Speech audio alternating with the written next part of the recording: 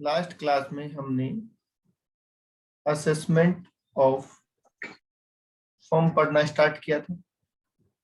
उसमें हमने ये जान लिया था कि फर्म की इनकम कैसे कैलकुलेट करते हैं। ठीक है, फर्म पे टैक्स रेट क्या लगती है, फर्म पे सरचार्ज कितना लगता है और फर्म पे एचईसी कितना लगता है, राइट। फिर हमने जिक्र किया था सेक्शन 40B का, जो पार्टनर रेम्युनरेशन के ऊपर कंट्रोल करता है, और उसमें कहा गया कि सर इंटरेस्ट ऑन कैपिटल जो मिलता है वो वर्किंग पार्टनर और स्लीपिंग पार्टनर दोनों को मिल सकता है, डीड में लिखा हुआ होना चाहिए, और मैक्सिमम 12% तक मिल सकता है। ये बात हमने कर ली थी। उसके बाद पार्टनर रेम्युनरेशन की बात आई।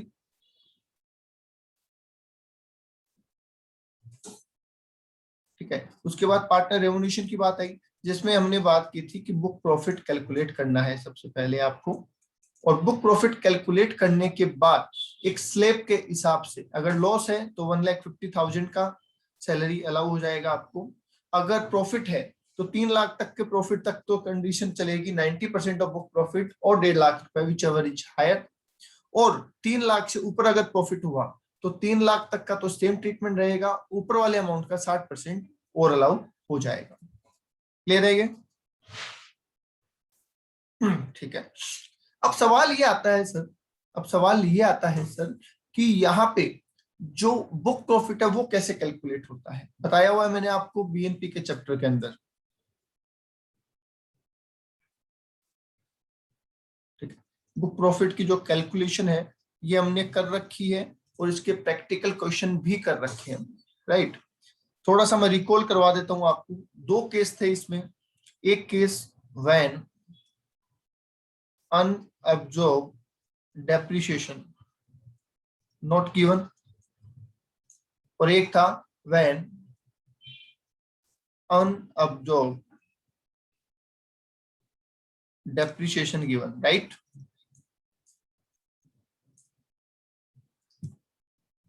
ठीक है, जब अनअब्जॉर्ब्ड डेप्रिसिएशन होता ही नहीं है तब तो बहुत आसान है। आप क्या करते हैं, आप नेट प्रॉफिट लेते हैं, उसमें ऐड और लेस करते हैं सारे एडजस्टमेंट जो कि हम बीएनपी की इनकम निकालने के लिए करते हैं। Allowed, disallowed, income related to business, income not related to business, right. वो सारे एडजस्टमेंट कर देते हैं आप इसमें। फिर आप लास्ट में ये मानते हुए कि पार्टनर को हमने जो भी दिया है, जो भी हमने पार्टनर को दिया है वो डिसअलाउड है, ये मानते हुए आप उस अमाउंट को वापस ऐड करते हैं, तो आपके पास बुक प्रॉफिट निकल के आ जाता है। बस इतनी सी कैलकुलेशन थी। बोलिए हाँ या ना। नेट प्रॉफिट, उसमें सारे एडजस्टमेंट और उसमें पार्टनर का रेम्युनरेशन ऐड बैक कर दो, तो आपके पास में बुक प्रॉफिट निकल के आ जाता था।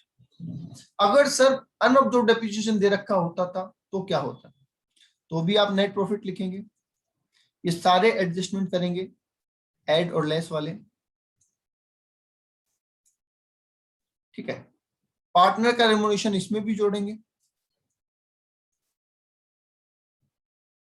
ठीक है, इसमें आप लेस करेंगे एक एक्स्ट्रा चीज, उसको बोलते हैं अनअब्जॉर्ब्ड डेप्रिसिएशन। क्या लेस कर देंगे आप, अनअब्जॉर्ब्ड डेप्रिसिएशन लेस कर देंगे, राइट। ओके, तो ये आपके पास निकल के आ जाएगा बुक प्रॉफिट। ठीक है, हालांकि इस अनअब्जॉर्ब्ड डेप्रिसिएशन को लेस करने की एक कंडीशन भी थी, याद है कि ये अनअब्जॉर्ब्ड डेप्रिसिएशन उतना लेस करना है जिस वजह से आपका बुक प्रॉफिट जो है ये not less than brought forward loss. ठीक है, बुक प्रॉफिट को नेट लॉस से, जो पुराना लॉस है हमारा, उससे कम नहीं होना चाहिए। जब आप अनअब्जॉर्ब्ड डेप्रिसिएशन लेस कर रहे होंगे तो इतना ही लेस करें कि आपका book profit brought forward loss से कम ना हो जाए, याद है। चलो जी, ये इतनी बातें फॉर्म के असेसमेंट में हमें पता होनी चाहिए जो हमने देख ली है। यहां तक कोई डाउट है तो पूछो, क्योंकि हमारी बुक में कोई क्वेश्चन नहीं है, और फर्म ऑफ का असेसमेंट जो है वो हमारे सिलेबस में भी नहीं है, ठीक है, फिर भी मैंने आपको जानकारी के लिए बता दिया है। Okay,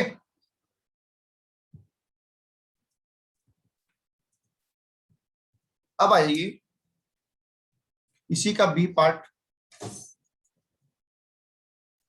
taxation of partner of firm, taxation of partner of firm, partner का टैक्सेशन, ठीक है। अब एओपी में मेंबर का जो टैक्सेशन था वो बिल्कुल अलग है, और पार्टनरशिप में पार्टनर का जो टैक्सेशन है वो बिल्कुल अलग है। जब हम पार्टनर की इनकम निकालेंगे, मान लीजिए ए बी सी जो भी पार्टनर है, तो इनकी अदर इनकम जो है वो तो लेनी ही लेनी है, बताइए, वो तो लेनी है ना।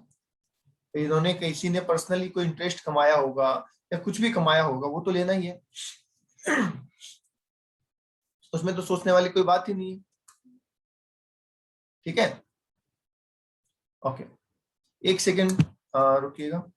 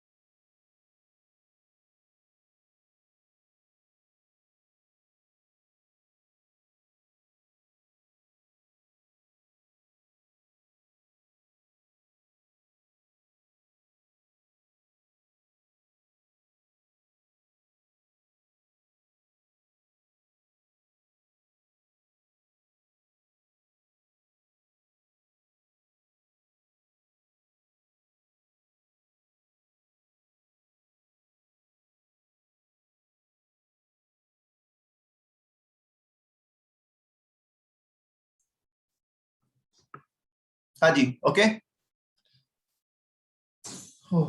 ठीक है।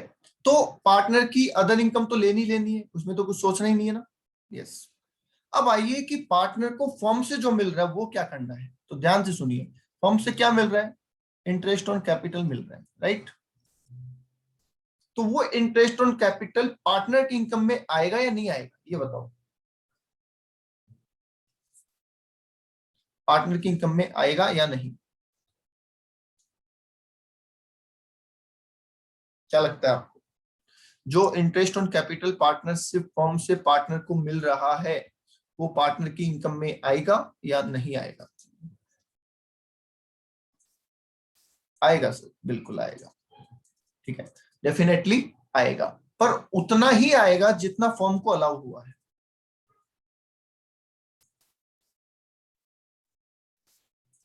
उतना ही आएगा जितना फॉर्म को अलाउ हुआ है। अलाउ हुआ है कैसे?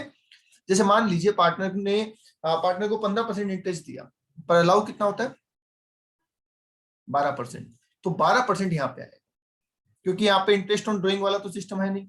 तो जितना फर्म को अलाउ होगा उतना पार्टनर की इनकम में वो इनकम आएगी, क्योंकि उनके लिए जो एक्सपेंसेस हुआ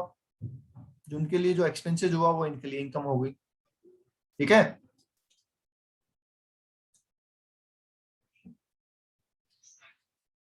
ठीक है। एओपी में ऐसा क्यों नहीं होता? क्योंकि इंटरेस्ट ऑन ड्रॉइंग जो होता है उससे हम नेट कर देते हैं, इसलिए वहां पे अलग होता है ट्रीटमेंट। वहां पे जो नेट आपको दिया गया है वो आता है इनकम में, और यहाँ पे जितना अलाउ किया गया है वो आएगा। राइट,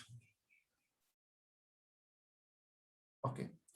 जो सैलरी, बोनस और कमीशन आएगा, क्या वो आएगा? आपको फॉर्म से सैलरी, बोनस, कमीशन मिला, क्या वो आएगा पार्टनर की इनकम में? यस सर, आएगा, क्यों नहीं आएगा? अब यहाँ पे एक बात ध्यान से समझना, ठीक है? क्योंकि यहाँ पे गलती होने के चांसेस है, इसलिए मैं बता रहा हूं आपको। मान लीजिए 3 पार्टनर है, ए बी सी, है ना? ए को दिया हमने 2 लाख रेमुनरेशन, बी को दिया 3 लाख और सी को दिया 4 लाख। ओके, ये हमने पे किया है सैलरी। कितना दिया भाई टोटल? 9 लाख रुपए, राइट? 9 लाख का पेमेंट किया क्या हमने पार्टनर को? हाँ जी सर, 9 लाख का पेमेंट किया। अब आपने बुक प्रॉफिट निकाला, और बुक प्रॉफिट निकालने के हिसाब से ये आता है कि भैया 6,30,000 ही अलाउ होगा, 9 लाख तो अलाउ नहीं होगा। हो सकता है ऐसा? अकॉर्डिंग टू बुक प्रॉफिट 6,30,000 का ही रेमुनेशन अलाउ होगा, 9 लाख का अलाउ नहीं होगा। तो फर्म ने अपने खर्चे में कितना डाला होगा बताइए? फर्म को कितना खर्चा अलाउ हुआ? 6 लाख या 9 लाख? 6,30,000 या 9 लाख?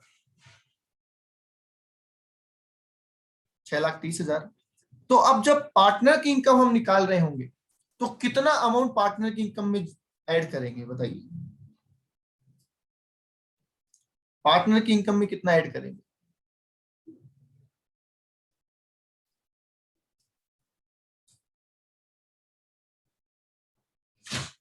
नहीं, पार्टनर की इनकम में ऐड करेंगे जितना अलाउड हुआ है।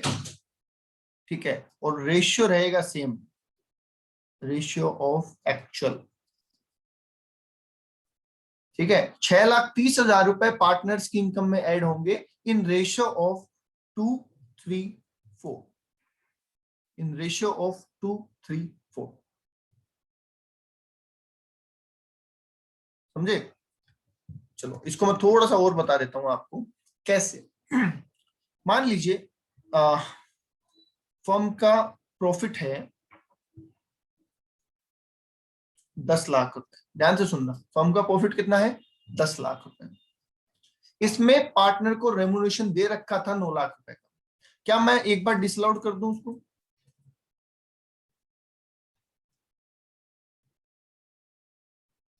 बोलिए, एक बार 9 लाख रुपए डिसअलाउड कर दूं तो आ गया 19 लाख रुपए। कितना आ गया? 19 लाख रुपए। ठीक है, या चलो एक बार एक काम करते हैं, इसको रियल एग्जांपल ही बना देता हूं। इसको 10 लाख मत लो आप, इसको आप ले लीजिए 1 लाख ले लीजिए, सिर्फ 1 लाख ले लीजिए। 1 लाख प्रॉफिट था, 9 लाख का डिसअलाउ किया, बोलिए कितना हो गया? टोटल हो गया 10 लाख रुपए। ऐसा ले लो एक बार। ये क्या बुक प्रॉफिट आ गया क्या आपका? बताइए, क्या ये बुक प्रॉफिट आ गया? हाँ सर, इस बुक प्रॉफिट के हिसाब से निकाल के बताओ कि कितना मैक्सिमम रेमुनेशन दे सकते हैं।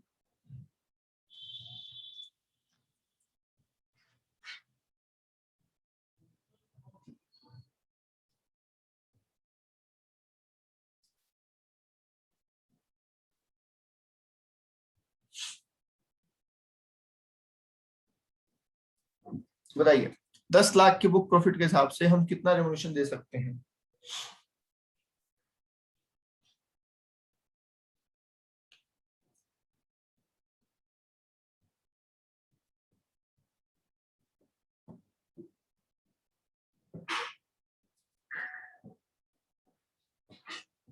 सभी रिप्लाई कर दो फटाफट।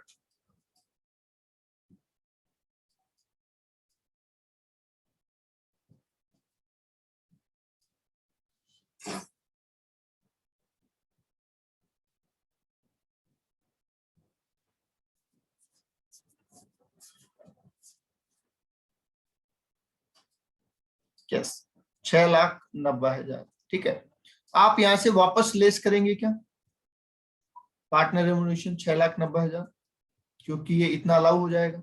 यस, तो क्या ये आपकी बीएनपी इनकम आ गई 3,10,000, और आप इस पे टैक्स पे कर देंगे। ठीक है, अब मुझे एक बात बताइए, अगर पार्टनर अपनी इनकम में 9 लाख रुपए ऐड करेगा तो क्या डबल टैक्सेशन नहीं हो गया? क्या डबल टैक्सेशन नहीं हो जाएगा? डबल टैक्सेशन हो जाएगा ना, कि फर्म ने भी टैक्स दे दिया, जितना अमाउंट डिसअलाउड हुआ था 2,10,000 रुपए जो डिसअलाउड हुए थे ना, दिए थे 9 लाख, अलाउ हुए 6,90,000, तो जो 2,10,000 डिसअलाउड हुए उसके ऊपर डबल टैक्स लग जाएगा। समझ गए? तो इसलिए बोला कि जितना खर्चा फर्म के लिए अलाउ होता है उतनी ही इनकम पार्टनर के लिए इनकम होती है। समझ गए? तो यहाँ पे जब हम सैलरी बोनस और कमीशन जोड़ेंगे तो उस रेशियो में उतना अमाउंट जोड़ेंगे जितना फर्म को अलाउ हुआ था। आगे बात समझ में?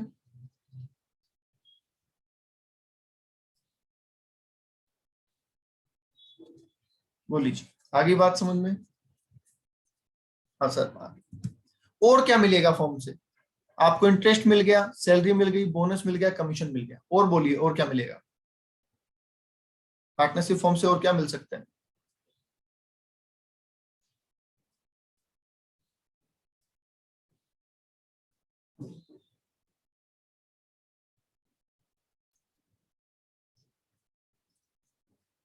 यस, और मिलता है आपको शेयर ऑफ प्रॉफिट। प्रॉफिट में हिस्सा भी तो मिलता है, प्रॉफिट में हिस्सा भी तो मिलता है। यस, ये हिस्सा पार्टनर के लिए क्या होता है? एग्जम्प्ट होता है। ये हिस्सा पार्टनर के लिए क्या होता है? एग्जम्प्ट। क्यों? क्योंकि इस अमाउंट पे ऑलरेडी फर्म ने टैक्स दे दिया है।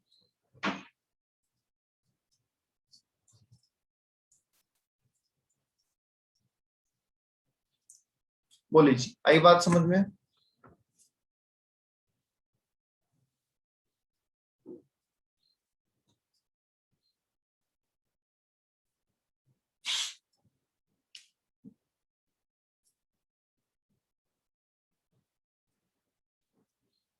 ये है पार्टनरशिप फॉर्म के पार्टनर का ट्रीटमेंट।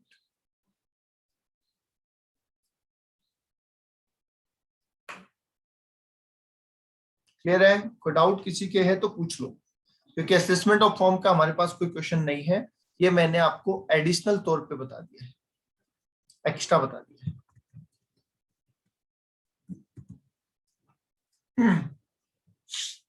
सर वो सैलरी बोनस और कमीशन का वर्किंग नोट दिखा दो। ये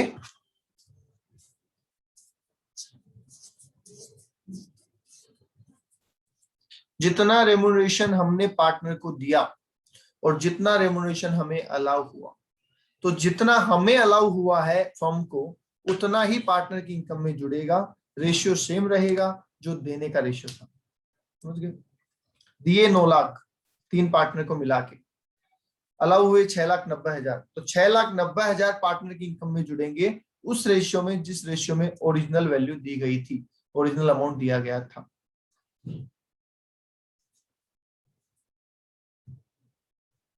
सर ये टॉपिक एग्जाम में नहीं आएगा।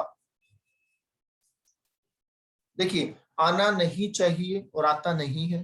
कोई एक्सेप्शनली डाल दे तो बात अलग है, अदरवाइज ये नहीं आता है, क्योंकि हमारे असेसमेंट वाले चैप्टर के अंदर इसका पॉइंट नहीं दे रखा है। ठीक है, फिर भी हमें तो इस तरीके से तैयार रहना चाहिए कि आ भी जाए तो कोई दिक्कत नहीं है, हम कर देंगे।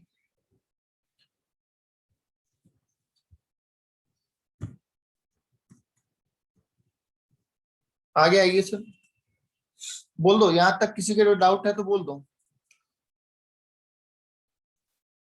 अंजलि,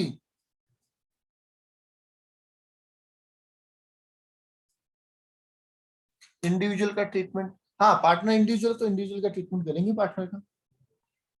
अंजलि, बहुत कम क्लासे ले रहे हैं आप अंजलि।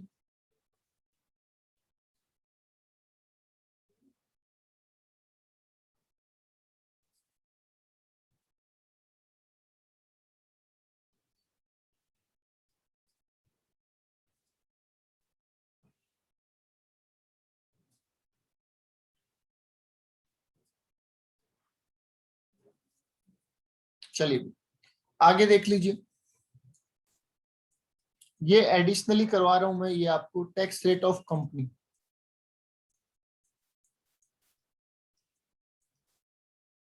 ठीक है, जब टीचर आपके लिए मेहनत कर रहा है, टीचर आपके लिए कुछ भी नहीं छोड़ रहा कमी, तो बेटा आप भी ना छोड़ें। सुनिए, टैक्स रेट ऑफ कंपनी, सिर्फ रेट जान लीजिए। दो तरीके की कंपनी होती है, एक इंडियन कंपनी और एक foreign company, right. Indian company पे जो टैक्स रेट है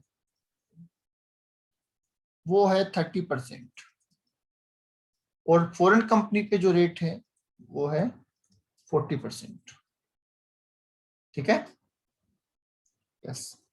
इंडियन कंपनी पे अलग अलग ऑप्शन भी मिलते हैं, कुछ ऑप्शन में 25%, कुछ ऑप्शन में 22%, और कुछ ऑप्शन में 15% भी टैक्स रेट होती है, पर वो हमारे सिलेबस का पार्ट नहीं है, वो फाइनल में कवर होगा। ठीक है, आपको जो बेसिक रेट याद रखनी है इंडियन कंपनी की, वो कितनी याद रखनी है, 30%। ये सारी रेट कुछ ना कुछ कंडीशंस है उनको फुलफिल करने पे मिलती है, तो वो आपको याद नहीं रखना है, मैंने जस्ट फॉर नॉलेज बता दिया है। फॉरेन कंपनी पे रेट कितनी है, 40%। अब आ जाइए सर, सरचार्ज। सरचार्ज, अगर इनकम 1 करोड़ से 10 करोड़ के बीच में है तो इंडियन कंपनी पे सरचार्ज लगता है 7%। ठीक है, और फॉरेन कंपनी पे सरचार्ज लगता है 2%। ठीक है, अगर इनकम 1 करोड़ से ज्यादा है और 10 करोड़ तक है तो इंडियन कंपनी पे सरचार्ज 7% है और फॉरेन कंपनी पे सरचार्ज 2% है। अगर इनकम 10 करोड़ से भी ज्यादा है तो इंडियन कंपनी पे सरचार्ज 12% हो जाएगा और फॉरेन कंपनी पे सरचार्ज 5% हो जाएगा। ओके,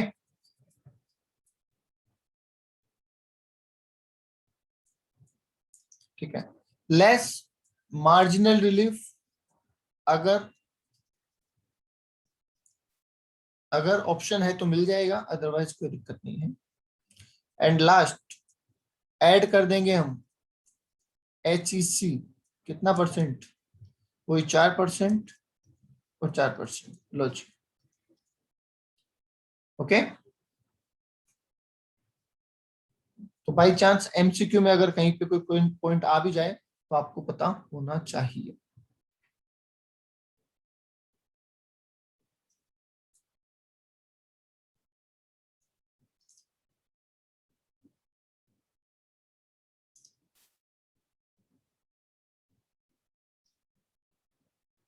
डन, तो लिख लिया इसको।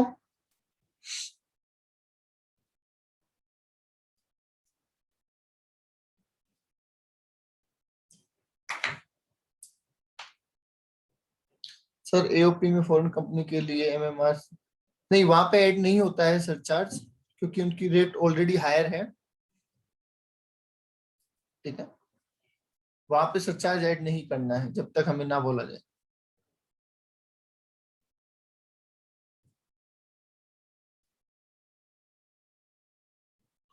ठीक है, नोट कर लिया सबने? ठीक है, अब एक छोटा सा टॉपिक और है हमारे पास, जिसका नाम है, सर फॉर्म के क्वेश्चंस प्रैक्टिस के लिए भेजेंगे? मैं भेज दूंगा, चलो आपको एक दो question. Alternate alternate minimum tax, alternate minimum tax which is called AMT, जिसका नाम क्या है? AMT, alternate minimum tax.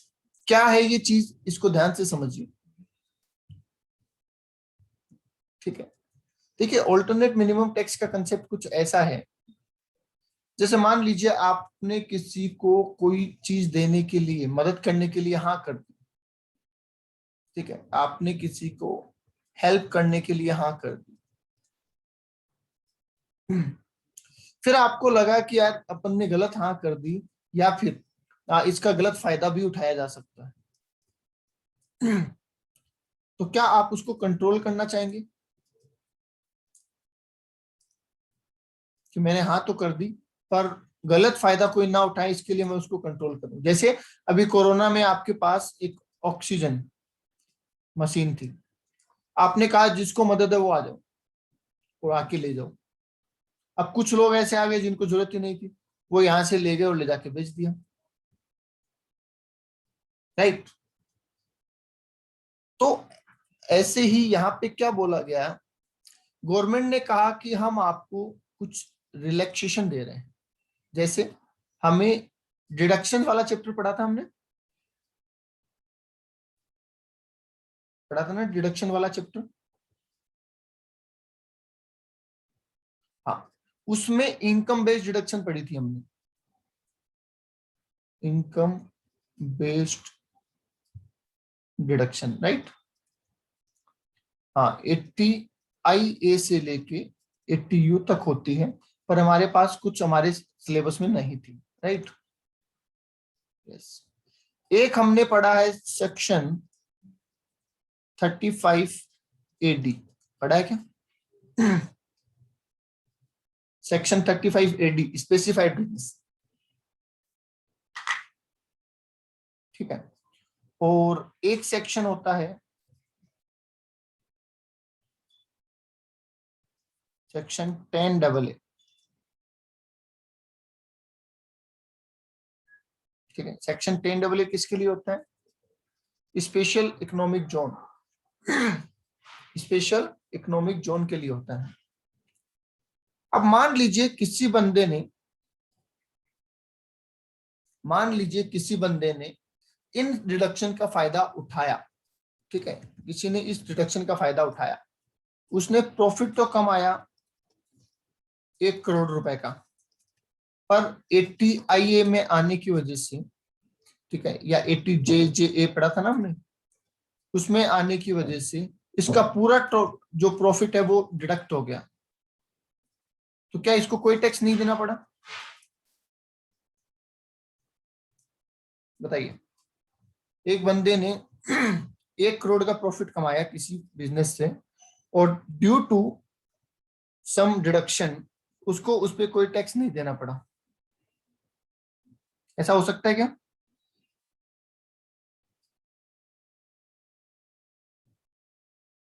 बोलो, हो सकता है क्या? हाँ सर, हो सकता है। अब ऐसा जब होगा तो गवर्नमेंट कहेगी कि भैया हम देश कैसे चलाएंगे, अगर हर आदमी ऐसे ही एग्जम्पशन लेने लग गया, ऐसे ही टैक्स बचाने लग गया, तो हम देश कैसे चलाएंगे? हमारे पास पैसा कहाँ से आएगा? बोलिए, गवर्नमेंट की बात सही है या नहीं?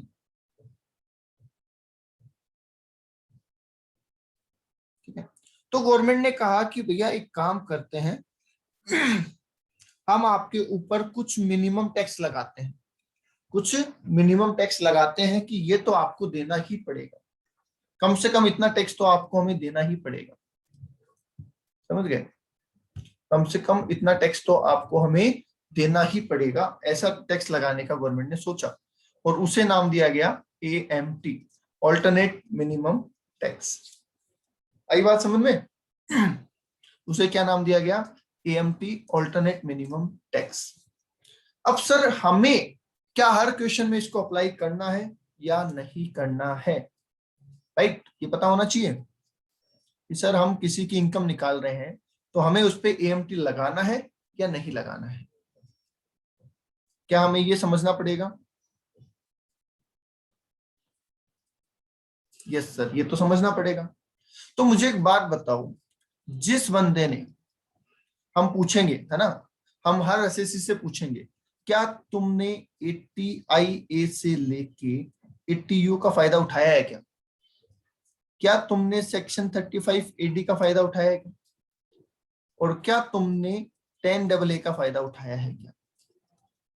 अगर एक इंसान कहता है कि भैया मेरी इनकम में तो इनमें से कुछ भी नहीं है, मैंने तो ऐसी कोई एग्जाम्पशन नहीं ली, तो आप बताओ क्या उस पर AMT लगना चाहिए?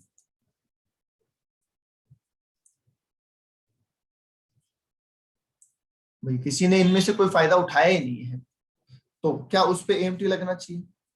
नहीं। जब इसका फायदा उठाए नहीं तो किस बात का AMT? आप तो यही तो कह रहे हो कि ये फायदा उठाने की वजह से आप टैक्स ना बचा लो, और बचा भी लो तो हमें एक मिनिमम टैक्स तो दो। पर अगर मैंने इसका फायदा ही नहीं उठाया है तो भैया नो AMT। बोलिए, किस्सा खत्म। जिस बंदे ने इसका फायदा ही नहीं उठाया उसके लिए तो कहानी यही खत्म, उसको तो AMT नाम की कोई चीज देखनी ही नहीं है। समझ गए? तो आप किसी की टोटल इनकम निकाल रहे हो, उस टोटल इनकम में अगर इन 3 सेक्शन का जिक्र नहीं आता, 80IA से लेके 80U तक जिक्र नहीं आता, 35AD का जिक्र नहीं आता और 10AA का जिक्र नहीं आता, तो क्या आप AMT के प्रोविजन लगाओगे उस पर? नहीं, हम उस पर AMT के प्रोविजन नहीं लगाएंगे। एक पॉइंट क्लियर है? बोलिए, एक पॉइंट क्लियर है? अब आइए सर दूसरे पॉइंट के ऊपर, कि जिन लोगों ने इस चीज का फायदा उठाया है उस पे हम AMT के प्रोविजन लगाएं या ना लगाएं, अभी भी श्योरिटी नहीं है। अभी आपको क्या करना पड़ेगा, यहाँ पे आपको कैलकुलेट करना पड़ेगा ATI। क्या कैलकुलेट करना पड़ेगा? ATI कैलकुलेट करना पड़ेगा। अब ये ATI क्या है, ये यहाँ पे जानते हैं अपन अलग से। एडजस्टेड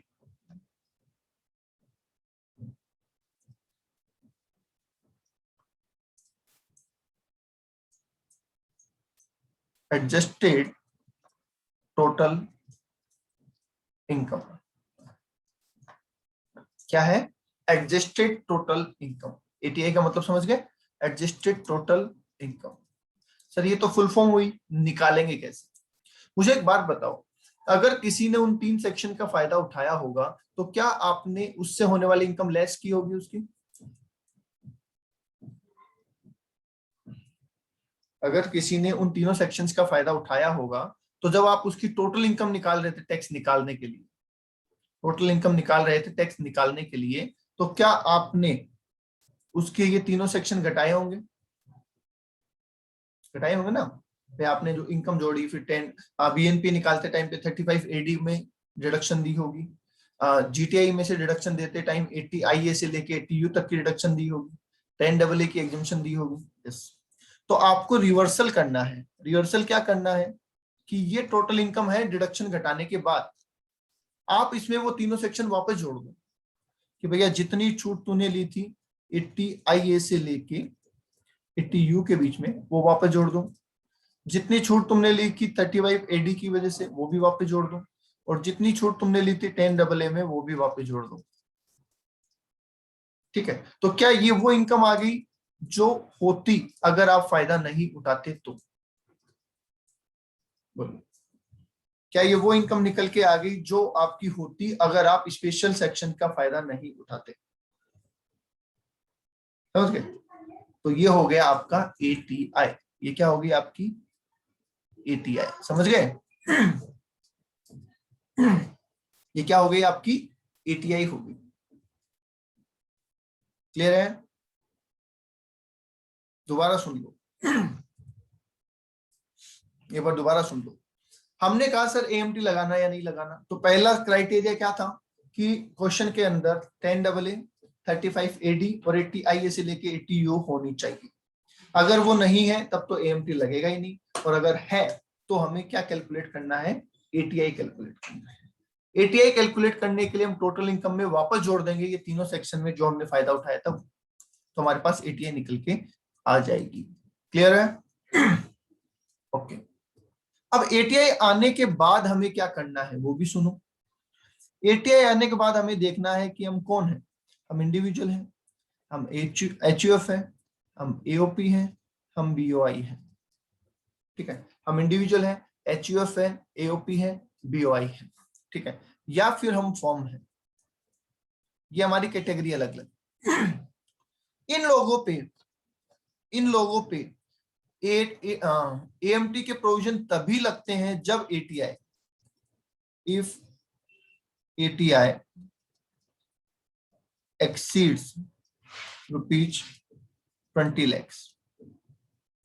अगर एटीआई 20 लाख से ज्यादा है तो ही इन लोगों पे एएमटी लगेगा, वरना इन लोगों पे एएमटी नहीं लगेगा। और फर्म के ऊपर एएमटी लग जाएगा चाहे उसकी एटीआई कितनी भी हो। ठीक है, फर्म के ऊपर एएमटी लग जाएगा चाहे उसकी एटीआई कितनी भी हो। तो इसका मतलब एक इंडिविजुअल पे एएमटी लगाने के लिए क्या आपको दो चेकिंग करनी पड़ेगी। पहली ये कि एटीआई से लेके 80U 35AD या 10AA उसके टोटल इनकम में है या नहीं। अगर है तो उनको वापस जोड़ो, वापस जोड़ के एटीआई निकालो, और वो एटीआई 20 लाख से ज्यादा होनी चाहिए तो ही एएमटी के प्रोविजन लगेंगे, वरना एएमटी के प्रोविजन नहीं लगेंगे। बोलो जी, बात समझ में आई कि नहीं आई? स्टेप दर स्टेप चलना है, आराम से, जल्दबाजी नहीं करनी है।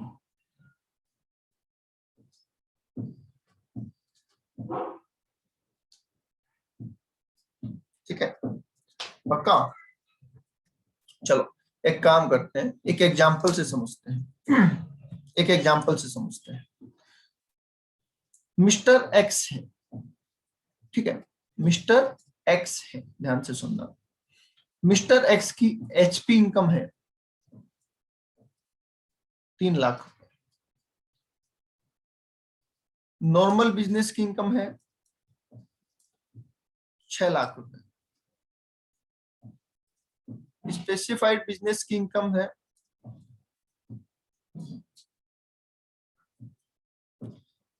8 लाख रुपए, पर 8 लाख की उन्होंने छूट ले ली। स्पेसिफाइड बिजनेस में 8 लाख की इनकम थी और उन्होंने छूट ले ली है, इसलिए वो 0 आ गया है। ओके, तो सब कुछ जोड़ दिया तो हमारे पास टोटल इनकम निकल के आई कितनी,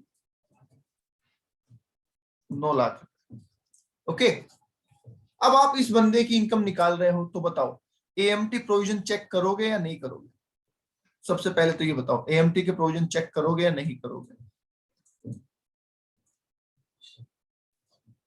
क्वेश्चन को देखते ही क्या आपके माइंड में आता है कि हमें एएमटी के प्रोविजन चेक करने चाहिए?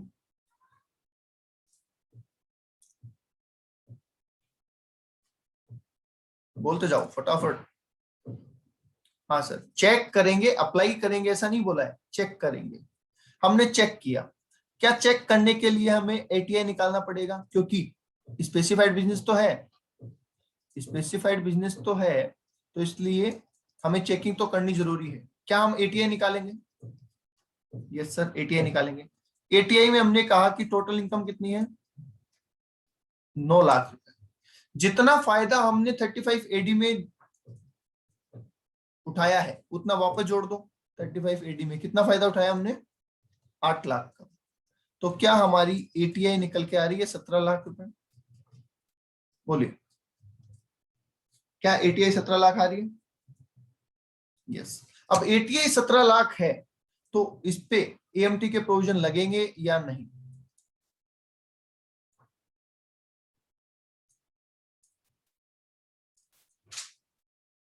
नहीं, एएमटी नॉट अप्लाई, एएमटी के प्रोविजन नहीं लगेंगे। क्लियर है ये पॉइंट? ठीक है। अब इसी एग्जांपल में ले लो कि ये मिस्टर एक्स नहीं होता, मान लीजिए ये एबीसी एसोसिएट होते हैं,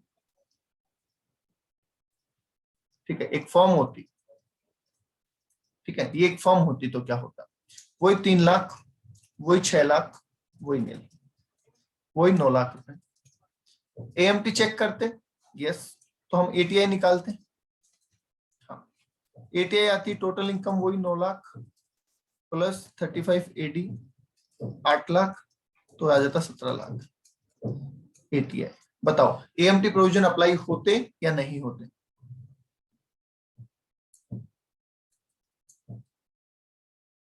हो जाएगा, क्योंकि इसमें एएमटी के लिए कोई लिमिट ही नहीं है, इसमें तो एएमटी के लिए कोई लिमिट ही नहीं है ना, तो इसमें तो अप्लाई हो जाएगा। बोलो जी, आगे बात समझ में?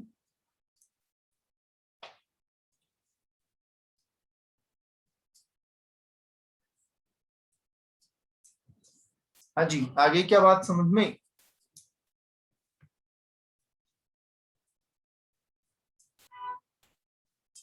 सर सर ये एएमटी के जो प्रोविजंस है ना, ये उनके लिए ना जिनको बिल्कुल भी जो टैक्स से बच रहे हैं, मतलब उनको कोई टैक्स नहीं देना पड़ रहा। कोई टैक्स से मतलब नहीं है, बता दिया ना, तीनों सेक्शन अगर है तो आपको चेक करना है,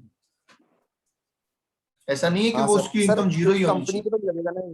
हाँ जी, सर कंपनी पे नहीं कंपनी है, पे फिर कंपनी पे नहीं है मेरे लाल, कंपनी पे नहीं है। कंपनी लिखवाया क्या मैंने कहीं? देखो, इंडिविजुअल, नहीं एच, सर। यूपी, बीवाई और फॉर्म लिखा है, कंपनी नहीं है, कंपनी पे नहीं लगता। कंपनी पे लगता है मैट, इसी का रिवर्सल होता है एक मैट, वो लगता है, एएमटी नहीं लगता है कंपनी पे। यहाँ पे चाहो तो लिख लो, अदर देन कंपनी, ठीक है, कंपनी पे नहीं लगता है। हाँ जी, बताइए, चेक करना आ गया आपको कि एएमटी लगेगा या नहीं लगेगा, ये बताओ पहले तो।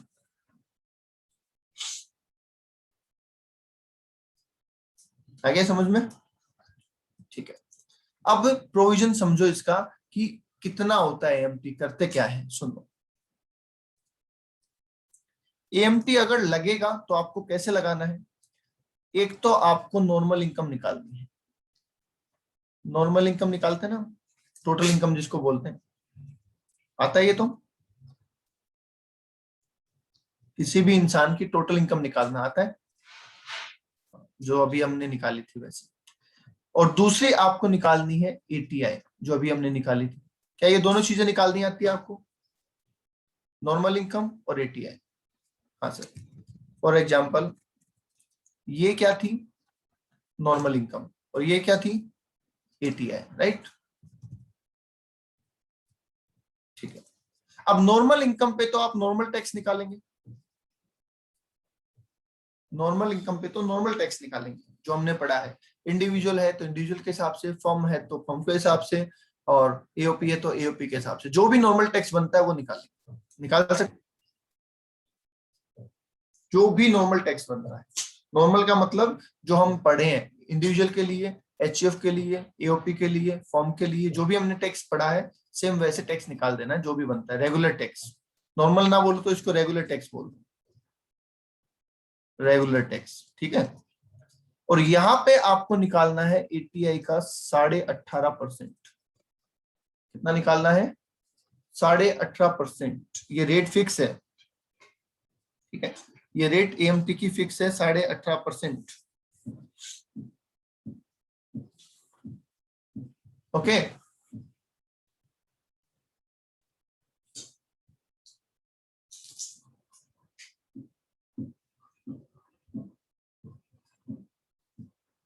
ठीक है। यहाँ पे ये जो हम टैक्स लेंगे, ये लेना है बिफोर एचईसी, ध्यान रखना, ये टैक्स कौन सा लेना है? एचईसी लगाने से पहले। और यहाँ पे भी एचईसी नहीं लगा। क्लियर? बोलो क्लियर है क्या? यहाँ पे नॉर्मल टैक्स, रेगुलर टैक्स निकाला एचईसी लगाने से पहले, और यहाँ पे भी नॉर्मल ATI का 18.5% निकाला। ऑडियो क्लियर नहीं है अभी, ठीक है क्या? अभी क्लियर है?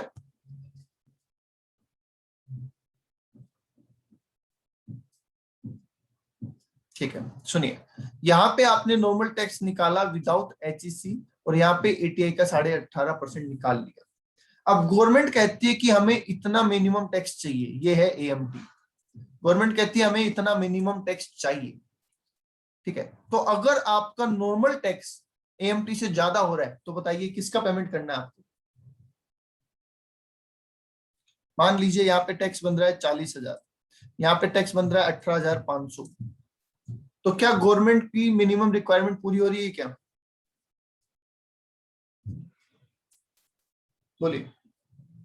नॉर्मल प्रोविजन के हिसाब से टैक्स बन रहा है 40,000 और ATI का 18.5% बन रहा है 18,500, तो क्या गवर्नमेंट की मिनिमम रिक्वायरमेंट पूरी हो रही है? यस। तो गवर्नमेंट आपसे कितने रुपए मांगेगी? 40,000 प्लस HEC। बोलो हाँ या ना?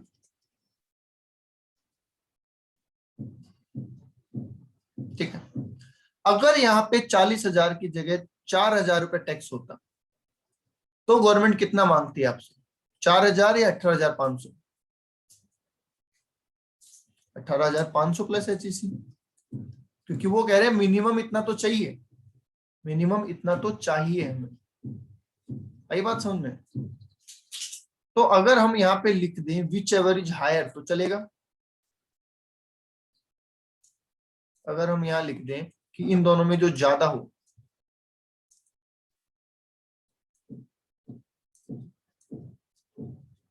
तो चलेगा?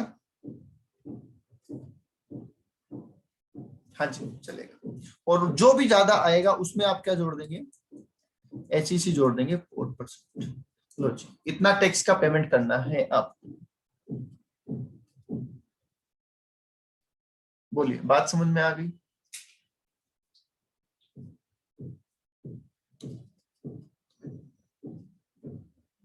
यस। अब सुनिए आगे, ठीक है? अब सुनिए आगे। अब मान लीजिए कि इस साल तो कंडीशन कुछ ऐसी थी कि हमें AMT देना पड़ा, ठीक है। यहाँ पे टैक्स था 40,000, यहाँ पे टैक्स था 20,000, तो आपको क्या देना पड़ेगा? बोलो, 40 या 20? फर्स्ट ईयर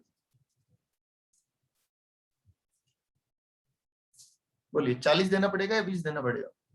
40 देना पड़ेगा। तो आपने नॉर्मल टैक्स ही ज्यादा दिया है, नॉर्मल टैक्स ही ज्यादा बनता था, तो क्या आपने कोई अलग से अमाउंट दिया है गवर्नमेंट को? क्या आपने कोई एक्स्ट्रा पैसा दिया गवर्नमेंट को?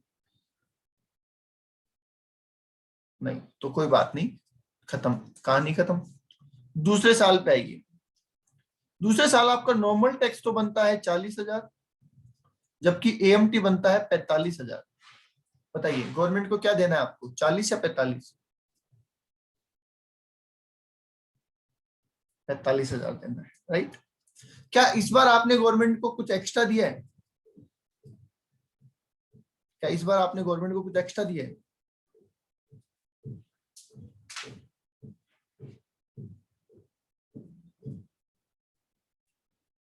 बोलिए, क्या आपने इस बार गवर्नमेंट को कुछ एक्स्ट्रा दिया है?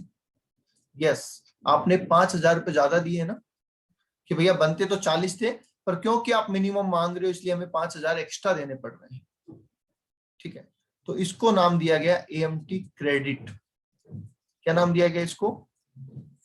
AMT क्रेडिट, 5,000 रुपए, ठीक है। जितना अमाउंट आपको ज्यादा देना पड़ा है AMT की वजह से, अब आ रही है आवाज? अभी आ रहा है क्या? नहीं आ रहा अभी भी?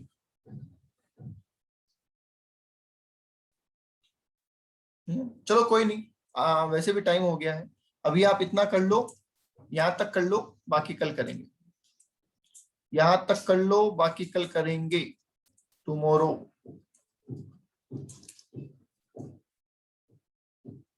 ओके